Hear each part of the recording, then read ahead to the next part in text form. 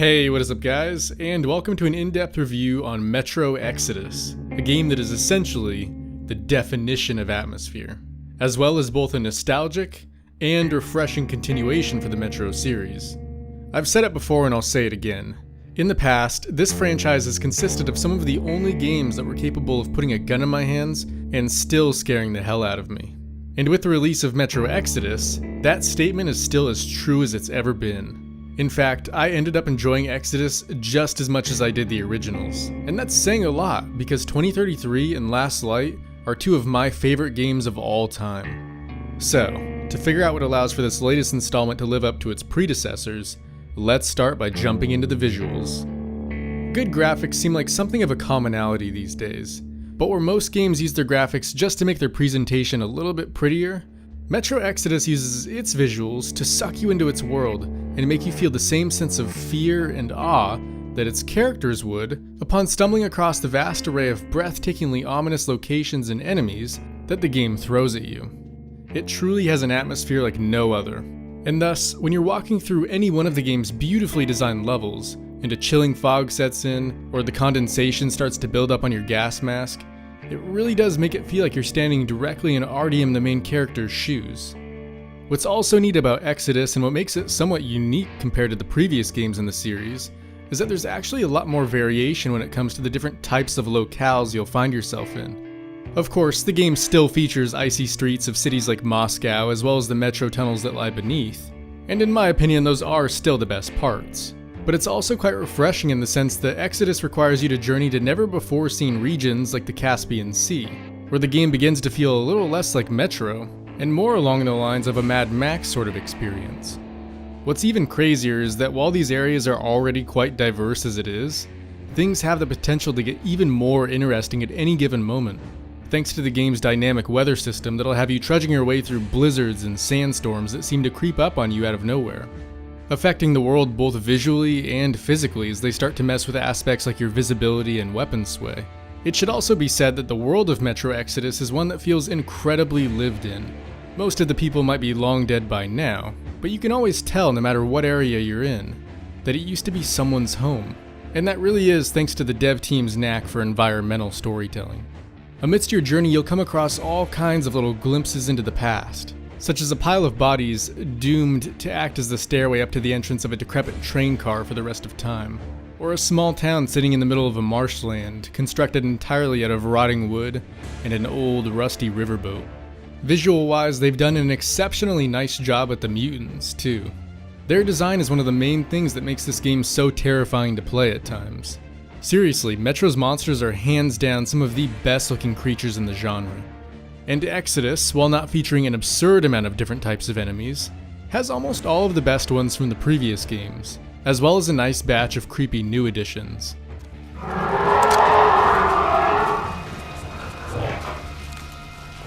Plus, like everything else in the game, the monsters are all incredibly varied compared to one another.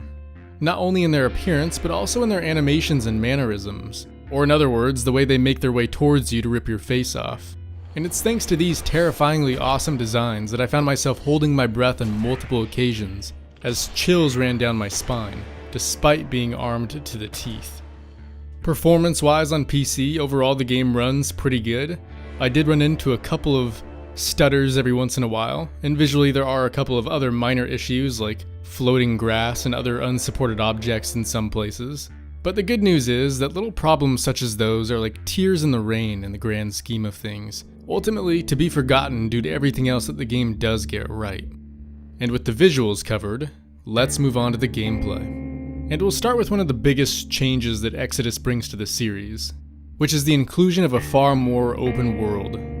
This really was one of the most concerning things to me coming into this one for the first time. I just wasn't sure if the move away from the mostly linear structure of the originals would be a good thing, or if it would ultimately hurt the game in the long run. However, after beating Exodus, I can honestly say that this shift allowed for some really neat gameplay scenarios and dynamics between the different enemies that just wouldn't have been possible with the linear structure of the previous games.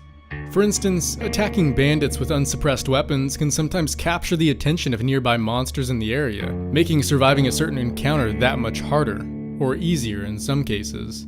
And occasionally, while fighting any of the game's smaller creatures, some of the larger, more formidable monsters might also jump in for a quick snack.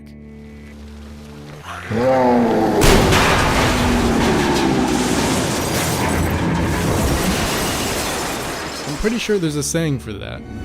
There's always a bigger fish.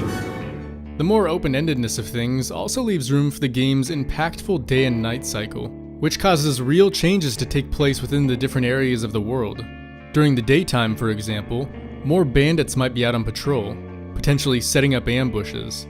Whereas at night, the bandits tend to stay closer to home, making them easier to kill, while the monsters become the bigger threat, as they prowl the darkness in greater numbers in search of food. And this extra freedom when it comes to how you traverse the various maps plays a huge part in getting you more invested in the act of managing your supplies, as moving further and further away from Moscow and its metro tunnels results in the game putting less of an emphasis on finding or buying items, and more of a focus on scavenging the different areas so that you can craft your own. And I've gotta say, they've done a tremendous job at balancing the scarcity of resources, so that even if you are prepared for a fight, you still feel the looming sense of tension that comes from not wanting to lose all of your ammo and medicine should things go south. Because the game instills in you this knowledge that those items are not easy to come by, and the knowledge that those items are basically the only things aside from your wits that'll get you through the night and into the next day. Now, while I'm definitely a fan of what they've done with the new open world aspect of the game, I'd be lying if I said that the more linear sections of Metro Exodus weren't still its best parts. Because they, just like the previous games, absolutely are. While still fairly good in the open world, the level design in these tighter areas is simply beyond a joy to fight your way through, as it's these sections where the feeling of claustrophobia and no escape really sets in. It's here that there's that idea that the only thing that'll get you to that light at the end of the tunnel is your gun and the will to survive. And those moments, while somewhat daunting, are also extremely enjoyable because of just how good the gunplay feels. Metro Exodus easily has some of the best FPS mechanics on the market, putting even the likes of the Wolfenstein series to the test. And the guns in this game are hands down some of the coolest firearms in the genre. You've got a plethora of unique weapons like the Bastard Gun and my personal favorite, the Shambler, which are an absolute pleasure to mow down enemies with. Best of all, despite the fact that there's so much killing, no matter how many monsters you come across, the gameplay always feels fresh. And that's because the sheer variety of creatures, as well as the different ways in which you have to defeat them, constantly offers you with a new challenge to overcome. With enemies like the spider bugs requiring you to hit them with your flashlight so that they flip over on their backs. And beasts, such as the now blind librarians, demanding that you be extra quiet as to not give away your position. The bottom line here is that Metro Exodus has some phenomenal gameplay that in the end makes this a truly rewarding world to fight your way through. And throughout my time with the game, there was only one major bug that I ran into in which I wasn't able to shoot or reload. And that was easily fixed by simply stabbing an enemy in the back. I don't know, possibly scaring the system into working for me again? Either way, let's move on to sound.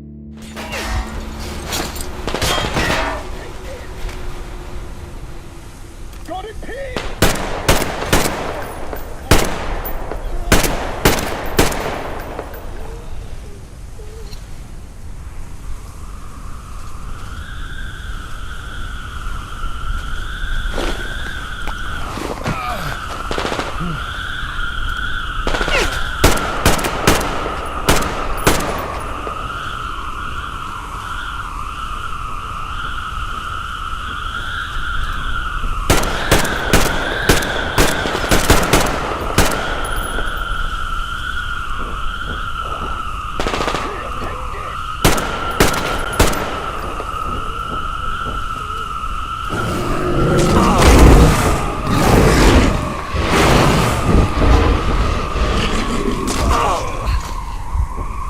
Through the carriage.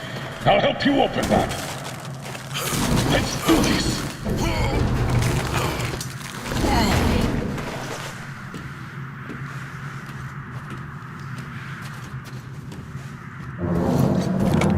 Skeletons all around. These have been here for at least 20 years. Let's move on and keep your eyes peeled. These guys can't hurt us, but the survivors might. We need to get to the Lenin Square station. The Institute is a stone throw from there. And let's go ahead and start with the music. So I've always been a fan of the Metro soundtracks, and that statement remains true when it comes to Exodus. However, playing through this one, you'll notice that apart from while in combat or during other high-action sequences, it's very rare that you hear the soundtrack actually come into effect. And the very few times that it does are mostly diegetic moments in the form of a character playing a guitar next to you. Now for some games that can be a real downside, but for Metro Exodus it actually works out very well. You see, rather than relying heavily on music to set the tone, Exodus instead chooses to focus more on the natural ambience that comes from each environment. And I really did enjoy that decision, because it allows for sounds like howling wind and little droplets of water coming from a leaky roof not to be overshadowed by any sort of music. It also largely enhances those moments where you're all on your own and suddenly begin to hear the haunting sounds of a creature lurking just around the corner.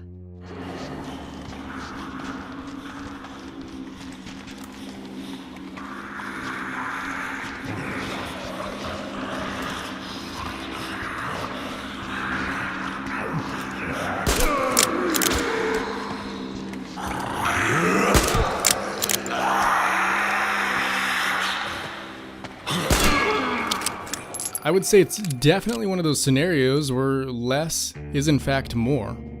Another aspect of the sound design that really stood out to me was the way they handled the voices in each of the different environments.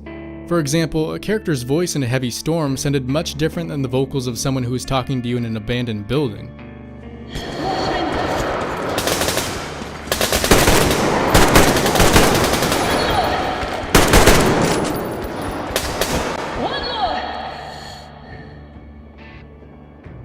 Did I get you? No? Good. They probably heard us coming down from the roof and decided to ambush us. The beasts are getting smarter. And that can actually be said for all of the sounds. Shooting a weapon inside versus shooting it in a more open-aired environment gives you two distinctly different sets of audio feedback. And the weapons in general sounded superb. They have a powerful sense of meaty harshness to them that fits perfectly with the hellish world of Metro and the scrappy style of weapons found within it. And jumping back to the voice work really quick, I gotta say that it too is pretty damn good. There were a few issues with lip syncing here and there, but thanks to the vastly improved facial animations and great performances from the actors, you could always get an awesome sense of how each character was feeling, especially in the more hectic moments of the story. Some newcomers to the Metro franchise may find the voices and their accents a little cheesy at times, but as a longtime fan of the series, at this point I can't say I'd want them any other way. With that said though, and without mentioning any spoilers, let's move on to the story. So Exodus continues with the story of Artyom, the lovable, almost silent protagonist featured in both Metro 2033 and Last Light. But this time around, rather than facing off against the Reds and Nazis in the metro tunnels of Moscow, Artyom's journey in Exodus takes him and the rest of his gang on a year-long journey across Russia, in search of a new place to call home. And that narrative design choice not only brings you to a multitude of new and interesting locations, it also allows for you to experience the world of Metro throughout all 4 seasons. On top of that, Metro Exodus is far more emotional than the previous games, giving the story quite a bit more weight in my opinion. But for those worried about that, it is still very lighthearted at times, and in the end is very much your classic Metro experience, where what you expect to go wrong probably will go wrong. Story-wise, it features a host of side characters, almost all of whom add their own unique and memorable personal touches to the story. And while there were 1 or 2 that were a little lackluster, for the most part I think they did a really nice job with the new characters they decided to introduce. Just like 2033 and Last Light, Exodus also features multiple endings that can arise as a result of your actions throughout the story. And what I loved about the way they did it this time around is that oftentimes you could both see and hear the effects of your actions long before the final note of the story ever played out. For example, when you spared people who surrendered or freed enemy captives, it would often lead to unique bits of dialogue when sneaking through enemy camps belonging to those same factions, as you would occasionally hear people talking about your good deeds and how they might have been wrong about you all along. Overall, I liked that bit of extra feedback to your actions, and I love how no matter what path you take in Exodus, be it by train, on foot, or by boat, it's always bound to lead you somewhere interesting and oftentimes extremely memorable. And now, with the story covered, it's time to give this game a final rating. For me, Metro Exodus is one of the absolute best games in its genre, and I really do mean it when I say that I enjoyed it just as much as I did the originals. It's got its issues, some of which can't be glossed over. However, the countless positives the game has vastly outweigh those very few minor bumps along the way, making Metro Exodus a very solid 8 out of 10 for me. It's definitely a must-buy for fans of the series or just the genre as a whole. And with a few updates and bug fixes, I could even see this being a 9 out of 10 for me. But anyways guys, that's gonna go ahead and do it for this review. So thanks for watching, hopefully you enjoyed the video, and as always, I will see you in the next one.